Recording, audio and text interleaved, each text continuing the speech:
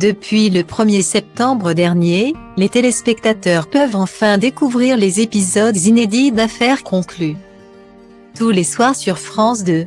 Depuis plusieurs années, on peut ainsi suivre l'émission de vente aux enchères présentée par Sophie Davant. Accompagnée de ses camarades comme Caroline Margeridon mais aussi le commissaire-priseur Harold Hessel. Dans un entretien accordé à Gala, celui qui est devenu le chouchou des téléspectateurs s'est confié sur son métier et sur l'émission qui a changé sa vie. Si Harold Hessel aime aujourd'hui son métier, ce n'était pas son premier choix lorsqu'il était plus jeune. J'ai eu la chance de grandir dans une famille qui m'emmenait au musée, dans les salles des ventes.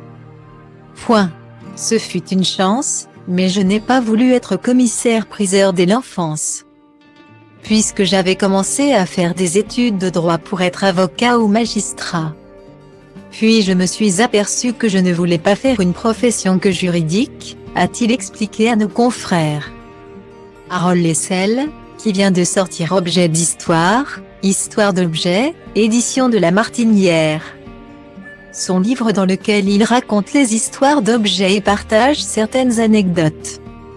S'est ensuite exprimé sur sa nouvelle vie, depuis qu'il est apparu pour la première fois sur les écrans des Français. Il y a 5 ans. C'était inattendu pour moi ce changement du rapport que les gens ont avec moi depuis Affaires conclues. Mais je n'ai pas changé, je suis toujours simple et abordable, a-t-il affirmé. Il espère avoir pu faire découvrir un métier jusqu'alors peu connu. J'espère que j'ai pu donner une belle image du commissaire-priseur, qui était auparavant un métier méconnu, a-t-il ajouté. Toujours dans le même entretien, Harold Hessel s'est enfin exprimé sur sa relation avec Sophie Davant. Les deux sont très proches et leur complicité à l'écran ne manque pas de ravir les fidèles de l'émission.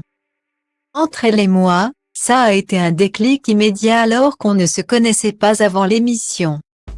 S'est-il rappelé. C'est assez drôle. Maintenant, au bout de 5 ans, on connaît nos points forts et nos points faibles.